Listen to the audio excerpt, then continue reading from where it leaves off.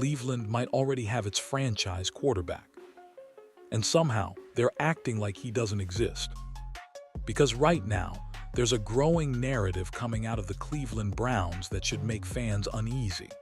After everything we just watched, after the way this rookie handled pressure, chaos, and expectations most quarterbacks never survive, the message being pushed is still the same. The Browns need to solve their quarterback problem. And that's where things stop making sense. We're talking about Shedeur Sanders, a rookie who stepped into one of the most unstable situations in football and didn't fold. A quarterback who didn't just manage games, but stood in against elite competition and delivered when it mattered most. Yet suddenly, reports start circulating, quietly, carefully, suggesting Cleveland could still be looking elsewhere. Not rebuilding the roster. Not fixing protection. Not surrounding their young QB with help.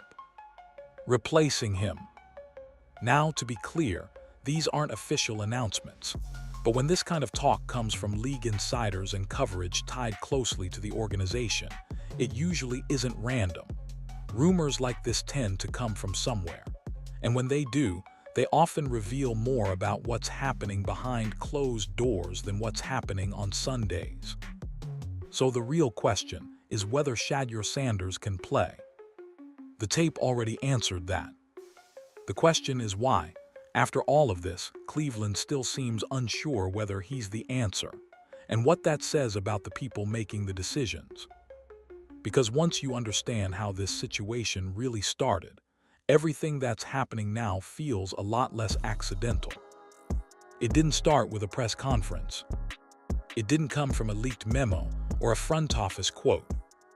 It started with wording. A few lines buried inside national coverage, written calmly, almost casually, but carrying massive implications. An ESPN reporter who covers Cleveland day in and day out used a phrase that immediately set alarms off. The Browns are still searching for a long-term answer at quarterback. That one sentence flipped the entire conversation. Because this wasn't a random hot take. Beat reporters don't write like that by accident. When language shifts from development to search, it usually means someone inside the building wants that idea out there. Not loudly, not officially, just stated enough to shape perception. And that's what made this different. The report grouped Cleveland's quarterback situation as unresolved, lumping Sanders into the same category as temporary solutions, guys passing through rather than someone you build around. No acknowledgement of momentum, no context about the roster around him, just a quiet reset of expectations, as if the last month of football barely happened. That's when fans started asking the uncomfortable question, are we all watching the same games? Because the disconnect was impossible to ignore. On Sundays, Sanders looked composed in chaos. During the week, the narrative coming out of coverage suggested uncertainty, hesitation, and doubt. Those two things don't usually exist at the same time unless something deeper is happening. Now it's important to be precise here. The report didn't say Cleveland will replace him. It didn't announce a decision. But framing matters. When insiders talk about draft flexibility and solving a position that just showed real signs of life, it sends a message, intentionally or not. And in the NFL, messages like that don't come from nowhere. Front offices use media as temperature control. They float ideas. They test reactions. They prepare the ground for future moves. So when a beat reporter confidently frames quarterback as an open question, it suggests at least part of the organization isn't fully bought in. That's what made this moment so jarring. Because instead of building excitement around progress, the story suddenly shifted to contingency plans. Instead of what's next, it became what if. And once that door opens, it changes everything. How the fan base reacts, how the locker room feels, and how a young quarterback is viewed before he even gets a fair runway. But that was only the surface-level issue. Because the more you look at the context behind that report, the clearer it becomes that this wasn't just about football evaluation.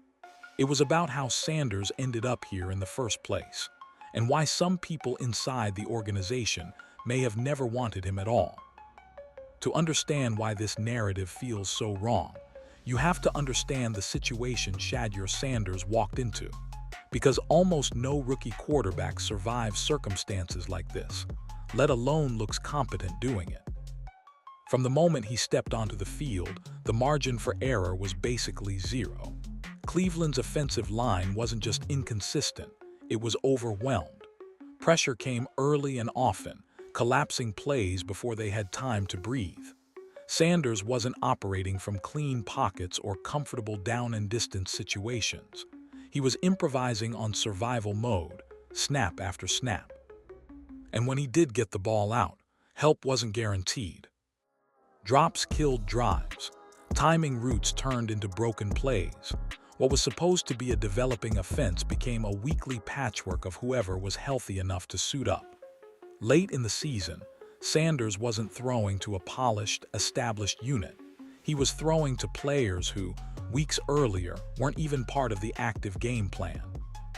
That context matters a lot, because rookie quarterbacks are usually protected from chaos. They're eased in.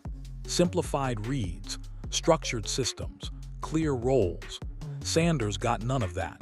Instead, he was asked to diagnose defenses, manage pressure, and keep games competitive while the offense around him struggled to function. And here's the part that rarely gets acknowledged. He didn't panic. He didn't turn reckless. He didn't fold under pressure. He didn't look lost. Instead, he adapted. He shortened throws, took what defenses gave him, protected the ball, managed moments that spiral out of control for most young quarterbacks. These aren't flashy traits, but they're foundational ones, the kind you build franchises around if you recognize them early enough. Yet somehow, that gets lost in the conversation. Instead of acknowledging the difficulty of the assignment, the discussion jumps straight to what he didn't do, what he didn't have, what the offense didn't look like, as if a rookie quarterback is supposed to elevate a broken structure overnight. That's the standard being applied here, and it's an unfair one. Because when you strip away the chaos, the pressure, and the lack of support, what's left is a quarterback who showed poise when most would crumble. And when that kind of resilience gets dismissed instead of developed, it raises an uncomfortable possibility. Maybe this was never about whether he could play. Maybe it was about whether he fit the plan. And once you start looking at it through that lens, the next part of this story becomes impossible to ignore. Because despite everything stacked against him, Sanders still created moments that should have ended the debate entirely. At some point, context stops being an excuse and starts becoming proof. Because even in the middle of chaos, Shedeur Sanders created moments that rookie quarterbacks simply aren't supposed to create. Not flashes in garbage time. Not empty stats when games are already decided. These were pressure moments against real opponents with real consequences. Late in games, when defenses knew what was coming, Sanders didn't shrink. He got sharper. You could see it in the way he handled the huddle, the way he reset protections, the way he didn't rush throws just because bodies were flying around him. These weren't scripted plays working perfectly. These were broken situations being held together by decision-making and composure. And that's the part that changes everything. Because arm talent can be taught, systems can be installed, but poise under pressure, that's either there or it is. When games tightened up, Sanders didn't look like someone hopping not to make a mistake. He looked like someone expecting to make a play. That showed up most clearly in late-game drives. Down late, no run game, protection leaking. Defenses sending pressure because they knew he couldn't escape it with his legs. And still, he moved the offense. Still, he found windows. Still, he kept Cleveland alive in moments where the structure had already failed him. Those are the reps coaches usually point to when deciding whether a quarterback has it. Not highlight throws, not box scores, but how a player responds when the plan breaks down. And yet, somehow, those moments are being treated like coincidences instead of indicators. The narrative skips past them. It glosses over the difficulty. It frames his success as temporary or circumstantial, like these things just happened to him instead of because of him. That's what makes the current conversation feel disconnected from reality. Because if these moments came from a first-round pick, we'd already be talking about upside and patience. If they came from a quarterback the front office loved, we'd hear about leadership and growth. But because Sanders arrived with questions and internal doubt, those same moments get minimized. And that's dangerous. Because the NFL doesn't usually give quarterbacks many chances to prove they belong. When one shows you calm in chaos, toughness under pressure, and control in late-game situations, you don't keep moving the goalposts. You lean in. Unless, of course, the evaluation was never just about the tape.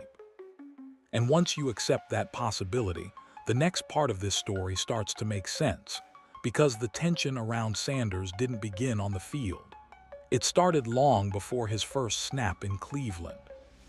To really understand why this situation feels so tense, you have to go back to how Shedeur Sanders ended up in Cleveland in the first place, because that origin story matters more than people want to admit. Around the league, it's been said that Sanders wasn't a priority target for Cleveland's football operations during the draft process. Not early, not late. He was evaluated, watched, and ultimately passed over multiple times. By most accounts, he wasn't viewed internally as a cornerstone piece, just another option, maybe a flyer, maybe nothing at all. Then the fifth round arrived, and everything changed. Toggle framing carefully. There's been consistent buzz that the final decision to take Sanders didn't come from the scouting room or the coaching staff, but from the very top. Jimmy Haslam, the one person in the building who can't be overruled, reportedly pushed for the pick. Whether it was belief, instinct, or simply a different evaluation, the result was the same.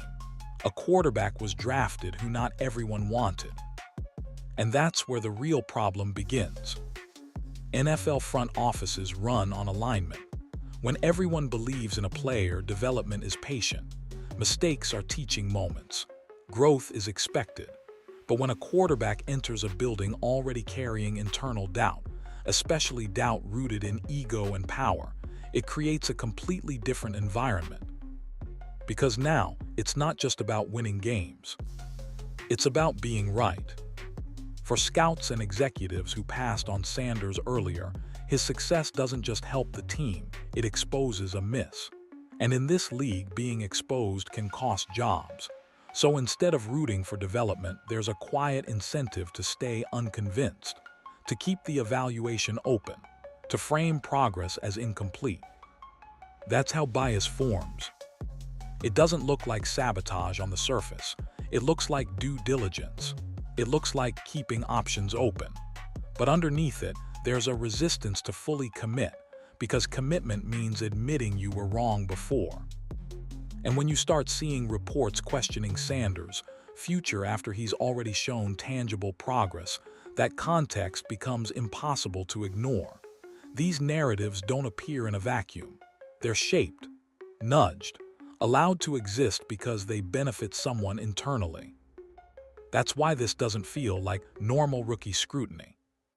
It feels like a quarterback fighting uphill against something bigger than coverage schemes or pass rushes. He's fighting perception. He's fighting politics. He's fighting an evaluation that was decided before he ever took a snap. And once a young quarterback is forced into that kind of battle, the danger isn't just stagnation, it's repetition. Because Cleveland has been here before. Which brings us to the most uncomfortable question of all. Is the organization about to repeat the same mistake it's been making for decades, simply because admitting the truth would bruise too many egos? Once that internal doubt exists, everything that follows gets framed differently. And that's exactly what's happening now with the way Cleveland is talking, carefully, indirectly, about the quarterback position. Because when people inside the Cleveland Browns say they want to keep options open, what they're really saying is they don't want to commit. Not yet. Not fully. And in the NFL, hesitation at quarterback is almost always louder than criticism. On the surface, the logic sounds reasonable. You hear phrases like competition, long-term planning, and evaluating the full board. But when you zoom out and look at the actual situation, that reasoning starts to fall apart. Cleveland isn't a roster that's one quarterback away from dominance. They have clear, obvious holes, protection issues, depth problems, and offensive weapons that haven't consistently shown up. Those are the kinds of weaknesses teams usually attack aggressively when they believe in their young quarterback. Instead, the conversation keeps drifting back to the most volatile move possible, restarting the quarterback clock. And that's where things get dangerous. Drafting another quarterback doesn't just create competition. It divides attention. It splits reps. It fractures patience. Suddenly, every mistake gets magnified. Every incomplete pass turns into a comparison. And instead of developing one player with intention, you end up hedging. Hopping one emerges before the damage is done. We've seen this story before. Young quarterbacks don't fail only because they lack talent. They fail because organizations refuse to choose. They fail because teams chase insurance policies instead of building foundations. And when that happens, development turns into survival. The irony is that Cleveland already knows this. They've lived through it for years, cycling quarterbacks, resetting timelines, starting over every time things get uncomfortable.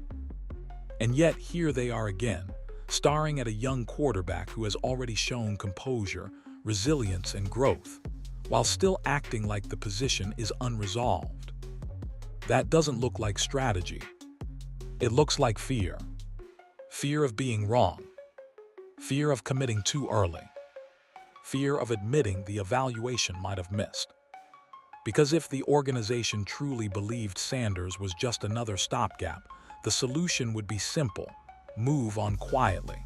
But that's not what's happening. Instead, we're seeing careful language, leaked uncertainty, and an almost deliberate refusal to acknowledge progress. Which raises an even bigger question. Is this really about finding the best quarterback available? Or is it about buying time for people whose decisions are already under scrutiny? Because once you factor that in, the noise around Cleveland's quarterback plans starts to sound less like preparation and more like self-preservation. And that leads directly into the most uncomfortable layer of this entire situation: the shadow hanging over the position that no one wants to address head-on. There's a reason this conversation keeps circling back to hesitation instead of clarity, and it has less to do with the rookie and more to do with the past still sitting in the building. Because no matter how well Shedeur Sanders plays, there's one reality Cleveland can't escape. Deshaun Watson is still on the roster. Not because of momentum, not because of performance, but because of money. That contract changed everything. Fully guaranteed, massive, franchise-altering. And once you commit to something like that, it doesn't just affect the salary cap, it affects decision-making. It affects optics. It affects how willing an organization is to publicly pivot, even when the football says it's time. Watson's situation puts Cleveland in an uncomfortable bind.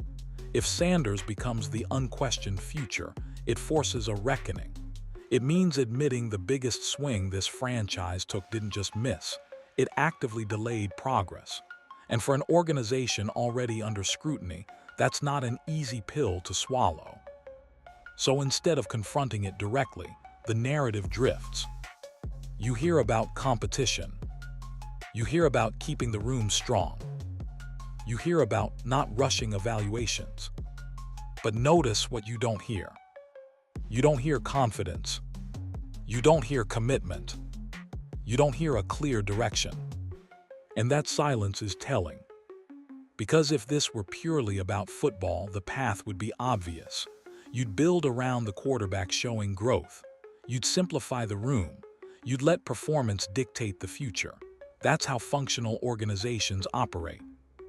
But Cleveland isn't just balancing a depth chart. They're balancing legacy decisions. And when that happens, young quarterbacks often become collateral damage, not because they failed, but because they complicate narratives executives would rather not revisit. That's why the Sanders conversation feels stalled. It's not that he hasn't shown enough. It's that acknowledging what he's shown creates problems elsewhere. Problems that don't show up on film. Problems that don't disappear with another offseason. Problems tied to contracts, public perception, and past bets that can't be undone cleanly. So instead of clarity, we get noise. And instead of commitment, we get leaks. Which brings us to a critical inflection point. Because at some stage, organizations are forced to choose between protecting old decisions and embracing new evidence. And the scary part for Cleveland isn't that they'll make the wrong choice.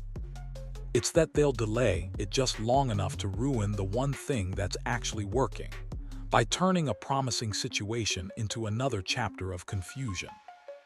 And once that happens, the consequences don't just land on the front office. They land on the quarterback who did everything he was supposed to do and still wasn't given a clean runway. Which is why the final question isn't about talent anymore. It's about whether Cleveland is ready to move forward, or if it's still trapped by the past. This is where the entire power dynamic shifts, because no matter how loud the leaks get, no matter how shaky the messaging becomes, there's one person in the Cleveland Browns building who doesn't answer to anyone: the owner. And in this case, that matters more than people realize. Everything we know points to Jimmy Haslam being the driving force behind bringing Shedeur Sanders to Cleveland in the first place. While the football side hesitated, while evaluations stalled, Haslam stepped in and made the call. That alone tells you something important. Sanders wasn't an accident. He wasn't a panic pick. He was a choice made at the highest level. And owners don't forget those. In the NFL, coaches can be fired. General managers can be replaced. Entire scouting departments can be wiped clean in a single offseason. But the owner stays. And when an owner believes in a player, especially a quarterback, that belief has a way of outlasting regimes. That's why this current noise may be misleading. If you're a player trying to survive organizational uncertainty, there is no safer ally than ownership. The owner hires the next coach. The owner approves the next general manager. The owner signs off on draft philosophy, free agency priorities, and long-term direction. And if Haslam believes Sanders can be the future, then the chessboard is already tilting in his favor. This is the part most fans overlook. All this talk about draft plans, evaluations, and keeping options open may be coming from people who aren't even guaranteed to be around when those decisions are made. When regimes feel pressure, they protect themselves. They float narratives. They leave breadcrumbs that justify future exits. But ownership thinks longer. From Haslam's perspective, Sanders represents something Cleveland hasn't had in years: stability with upside. A quarterback who didn't fold in chaos. A player who earned respect in the locker room. A face you can build around without resetting the entire franchise timeline again. That's why the idea of Sanders being quietly pushed aside doesn't fully add up. If the owner wanted him gone, the messaging would be clearer. The commitment would be colder. Instead, what we're seeing feels more like a tug-of-war between present uncertainty and future control. And here's the key detail. When new leadership comes in, they don't start from leaked narratives. They start from tape, from contract reality, from ownership vision. Which means all this speculation could collapse the moment a new coach sits down, watches the film, and asks a simple question. Why would we start over when this kid already survived the worst of it? That's why the owner factor changes everything. Because while others are trying to protect their past decisions, Ownership is positioned to define the next era. And if Haslam still believes Sanders is part of that future, then this story isn't about replacement at all. It's about who survives long enough to shape the decision. And that leads us directly to the final crossroads, where Cleveland has to decide whether it's finally ready to break the cycle or repeat it one more time. This is the moment Cleveland can't avoid anymore. Right now, the Cleveland Browns are standing at a fork in the road they've seen far too many times. One path is familiar, safe, comfortable. It's the path of doubt, resets, and excuses. The path where uncertainty leads to another quarterback, another restart, another promise that this time it'll be different. The other path is harder, but honest. Because what Shedeur Sanders showed wasn't perfection. It wasn't dominance. It was something much rarer in this league, survivability. He walked into dysfunction, absorbed pressure, handled chaos, and still looked like someone you could build around. Not someday, now. And that's what makes this decision so revealing. If Cleveland chooses to draft another quarterback early, it won't be because Sanders failed. It'll be because the organization didn't have the patience or the courage to commit. It'll mean protecting past evaluations mattered more than embracing present evidence. It'll mean restarting the clock instead of fixing the structure. And we already know how that story ends. But if Cleveland chooses the other path, if they invest in protection, weapons, and continuity, everything changes. The narrative changes. The timeline stabilizes. The evaluation becomes fair. Sanders gets judged on what quarterbacks are supposed to be judged on. Performance within a functional system, not survival in a broken one. That's the opportunity in front of them. This isn't about crowning a superstar too early. It's about recognizing when progress is real and fragile. Young quarterbacks don't just need talent to succeed. They need belief. They need alignment. They need an organization that isn't constantly looking over their shoulder for the next option. And here's the uncomfortable truth. If Cleveland can't provide that, someone else eventually will. Because quarterbacks who show poise under pressure don't disappear. They get wasted, or they get moved. And history says franchises that fail to recognize what they have usually regretted long after the player is gone. So this is the test. Not of Shedeur Sanders, of Cleveland.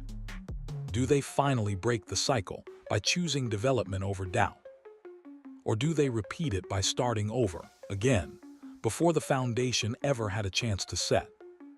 Because years from now, when this chapter is looked back on, the question won't be whether Sanders deserved a chance. The tape already answered that. The only question that will matter is whether the Browns were ready to accept the answer, or if they were too busy running from it.